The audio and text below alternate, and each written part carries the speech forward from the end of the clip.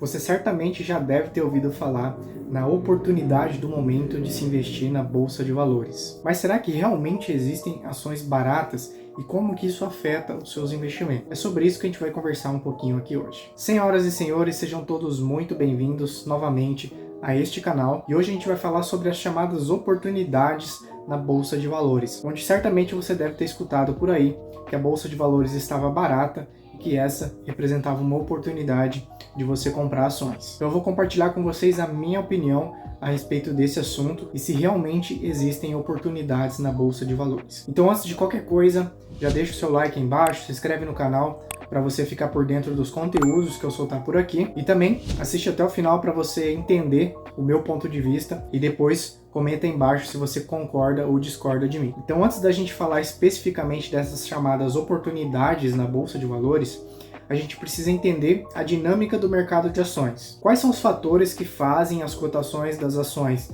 subirem e descerem, principalmente no curto prazo, onde existe uma volatilidade muito grande, e a bolsa de valores como um todo, que é quantificada normalmente pelo Ibovespa, o que faz ela sair de 130 mil pontos, como estava há um tempo atrás, para os atuais 100 mil pontos aproximadamente quando eu gravo esse vídeo. Então a primeira coisa que você tem que entender é que esse preço que é negociado na bolsa de valores, quando você vai comprar uma ação, você entra lá no seu home broker e você vê lá o preço que aquele ativo está sendo negociado. Esse preço nada mais é do que um equilíbrio entre as pressões de compra e venda das pessoas que estão negociando aquele ativo. Mas o que faz uma pessoa querer vender ou comprar aquele ativo? Basicamente, os investidores, tanto pessoas físicas quanto pessoas jurídicas, que são representados pelas gestoras, os grandes fundos institucionais, eles estão sempre analisando essas ações que estão listadas na bolsa de valores e fazendo o cálculo da precificação desses ativos, que é o chamado valuation. O método mais comum de valuation é do fluxo de caixa descontado, onde você vai projetar os fluxos futuros dessa empresa e vai trazer esses fluxos a valor presente,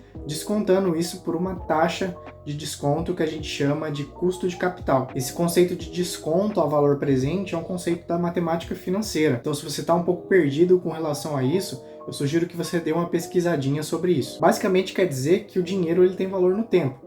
Então, quando você fala de fluxos futuros, onde você tem o dinheiro em períodos diferentes de tempo, você precisa descontar isso a uma taxa para trazer isso aos valores atuais de hoje. Então, por exemplo, R$100 hoje vale mais do que R$100 daqui a um ano, até porque você tem a inflação que vai fazer com que o poder de compra da moeda diminua. Mas isso é assunto para outro vídeo. O que eu quero dizer é que com o cálculo desse valuation, a gente chega no valor que é considerado ali o valor justo daquele ativo. E para fazer o valuation, um dos fatores que afeta bastante o resultado desse cálculo é justamente essa taxa de desconto. O custo de capital, que é a taxa que eu falei que vai ser utilizada para trazer esses fluxos futuros a valor presente, nada mais é do que o custo que essa empresa tem para captar recurso, que normalmente é uma média ponderada entre o custo de capital de terceiros, que é o custo da dívida, e o custo de capital próprio, que é o quanto essa empresa tem que pagar para o acionista, vamos dizer assim, para ele investir naquela empresa. Então a gente tem na economia a chamada taxa livre de risco, que nada mais é do que o ativo de menor risco no mercado. E para você investir numa ação na bolsa de valores,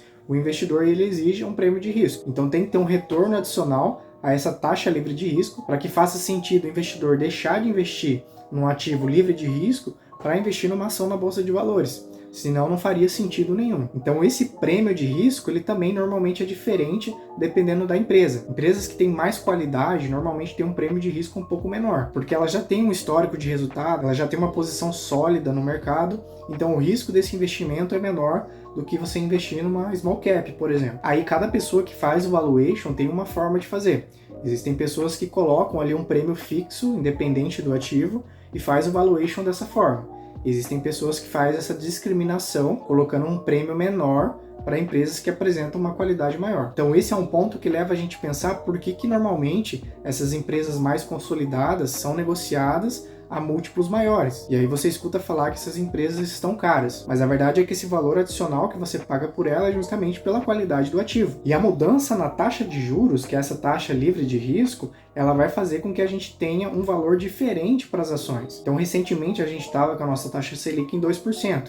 E de 2 anos para cá a gente teve um aumento expressivo dessa taxa, chegando aos atuais quase 14% ao ano. Então quando você fazia um valuation com uma taxa de 2%, você tinha uma coisa, Agora, fazendo a quase 14%, você tem um valor muito menor para as empresas, porque se você olhar na fórmula onde você faz esse desconto dos fluxos de caixa, a taxa de juros está no denominador. Então, quanto maior essa taxa, você vai ter um valor maior no denominador, e quando você faz o desconto, você chega no valor menor para a empresa.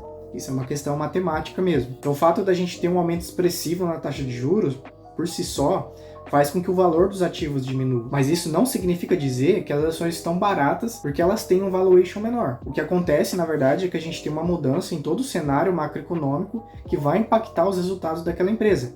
Então, o custo da dívida dela vai aumentar. Normalmente, essa dívida ela é atrelada ao CDI, que vai andar junto ali com a Selic. Então, quando você tem um aumento da taxa de juros, você aumenta o endividamento da empresa, o que a empresa vai pagar de juros, né, dessa dívida. Os projetos que essa empresa pretendiam investir, talvez ela não invista mais ou talvez não faça mais sentido, porque o retorno que ela vai ter desse investimento não vai compensar o custo que ela vai ter para investir. Então a economia é desaquecida como um todo e toda a expectativa que havia se criado na empresa quando a taxa de juros era 2%, hoje já não existe mais. E esse é justamente outro fator que faz com que a cotação das empresas tenha essa mudança. O mercado é feito de expectativa e realidade. E a expectativa que se cria em cima de uma empresa, ela vai se alterando ao longo do tempo. Então, quando você projeta esses fluxos de caixa da empresa no futuro, você está levando em consideração uma série de premissas associadas aos projetos que essa empresa vai investir, o crescimento da receita que ela pretende entregar, e conforme o cenário econômico vai mudando, ou às vezes não tem necessariamente a ver com o cenário econômico e a taxa de juros, mas simplesmente uma mudança de perspectiva daquela empresa, isso vai mudar as expectativas e por consequência você vai ter uma precificação diferente daquele ativo. Então quando a gente fala de caro e barato, a gente tem que ter uma referência para dizer isso. Então vamos supor que você tem um carro que vale 30 mil, o mercado como um todo negocia ele a 30 mil. E você encontra esse carro sendo negociado a 25. Isso significaria dizer que esse carro está barato, porque você está pagando 25 por algo que vale 30. Agora, se acontece alguma coisa com aquele carro, se de repente os consumidores passaram a não gostar mais daquele modelo de carro, ou aconteceu algum escândalo, alguma coisa naquela empresa que fez com que os consumidores criassem algum tipo de resistência a comprar aquele modelo ou comprar carros daquela marca, isso pode fazer com que o carro que estava valendo 30 passe a valer 25. Então, quando você encontrar esse carro sendo negociado a 25, não quer dizer que você está pagando barato por aquele carro. Quer dizer que agora esse carro não vale mais 30, ele vale 25. Então você não tem uma diferença de preço e valor. Então dizer que a bolsa está barata simplesmente porque a gente tem uma mudança de expectativa e você tem esse fator também da taxa de juros impactando o preço dos ativos, para mim existe uma falha lógica de raciocínio, levando em consideração tudo que eu apontei nesse vídeo. Mas é claro que na bolsa de valores, assim como também em outras coisas da nossa vida, a gente sempre vai encontrar alguma barganha, alguma coisa que está sendo negociada um pouco diferente daquilo que deveria valer. Então, como o mercado é feito de pessoas e essas expectativas que se criam em torno das empresas, elas muitas vezes estão associadas à emoção do ser humano, a gente não consegue fugir disso.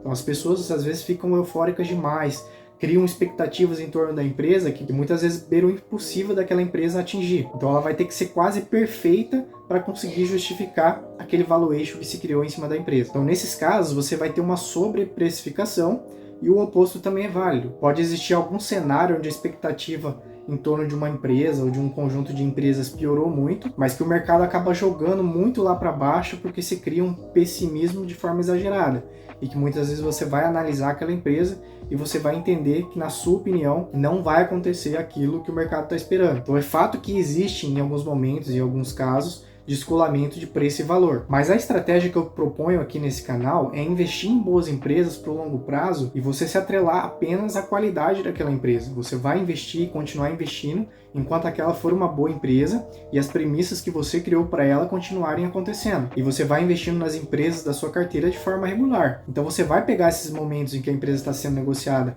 mais cara do que seria razoável e também mais barata do que seria razoável. Até mesmo o próprio rebalanceamento da carteira vai fazer com que você controle um pouco isso. Então, se você tiver uma ação que subiu muito na tua carteira, ela vai representar uma porcentagem maior do que aquilo que você definiu. Então, o teu sistema de rebalanceamento não vai mandar você aportar nela, vai mandar você aportar em outra empresa. Mas quando você tiver uma empresa que caiu muito, vai acontecer o contrário. Então, essa empresa vai acabar representando uma porcentagem menor do que você definiu para ela e o teu sistema vai mandar você aportar nela para reequilibrar novamente. Então, o próprio sistema de rebalanceamento de carteira vai te proteger um pouco dessa questão de descolamento de preço e valor. É claro que você tem que ter alguns inputs ali para você conseguir perceber quando que uma empresa teve uma piora de fundamento, porque a cotação dessa empresa vai começar a cair, e se essa queda estiver sendo justificada por uma piora de fundamentos, a cotação vai continuar caindo até chegar possivelmente a zero, se essa empresa chegar a quebrar. Então você tem que se atentar a isso para colocar alguns critérios no teu sistema de rebalanceamento, para você ligar um sinal de alerta e fazer um stop. Se você está aportando demais numa empresa que está caindo ali, todo mês você está aportando nela, você tem que parar e dar uma olhadinha, olhar os fundamentos e ver se está acontecendo alguma coisa com aquela empresa. E aí, se os fundamentos justificarem que você deixe de ser sócio dessa empresa, aí você vai vender essa empresa ou vai colocar ela em quarentena e vai investir em outras empresas. Mas perceba que sempre suas ações têm que estar atreladas aos fundamentos da empresa e não simplesmente a cotação. Você ficar olhando cotação no curto prazo, como eu sempre digo nos meus vídeos aqui, só vai te deixar maluco e fazer você tomar decisões ruins. Então, em resumo, para você, investidor comum, não fique se preocupando com essa questão de momento certo de investir, de oportunidade do momento, porque você fazer esse tipo de movimento na bolsa de valores é muito perigoso. E a mídia muitas vezes contribui para que isso aconteça. Você vai ouvir falar no noticiário, na internet, que tal momento é o momento certo, que representa a oportunidade. Isso vai ativar um gatilho de ansiedade em você, de muitas vezes fazer um movimento brusco, de aportar tudo de uma vez só numa empresa, ou tirar um dinheiro ali de repente da renda fixa e colocar de uma vez na renda variável. E qualquer tipo de movimento nesse sentido tende a ser um movimento perigoso e que possivelmente vai te trazer resultados ruins. Eu, por experiência, digo para vocês que eu fiz isso quando eu comecei a investir. Eu já tinha a mentalidade que o investimento era por longo prazo, eu já tinha entendido mais ou menos essa dinâmica do mercado, mas o meu lado do ser humano fez com que eu pegasse um dinheiro ali que eu tinha e colocasse tudo na bolsa, porque eu estava enxergando justamente que aquele momento talvez seria o momento que eu conseguiria pagar mais barato pelos ativos. E pois bem, o resultado não foi nada legal e eu acabei tomando bastante decisões ruins nessa época. Mas isso é importante você saber também. Você vai cometer erros, por isso você deve começar com pouco dinheiro, começar devagar,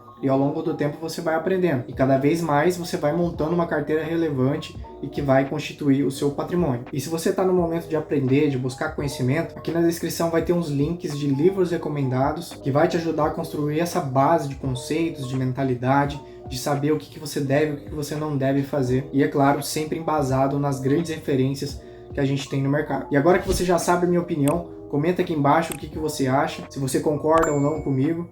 E se você gostou do vídeo, compartilhe com seus amigos, compartilhe com aquele teu amigo sardinha que acha que está arrasando na bolsa de valores, que está pagando barato pelos ativos. Eu sei que ele vai me odiar depois desse vídeo, mas talvez ele aprenda alguma coisa com os pontos que eu expus aqui nesse vídeo. E pelo vídeo de hoje é isso, muito obrigado por ter assistido até aqui, a gente se vê, um grande abraço e tchau!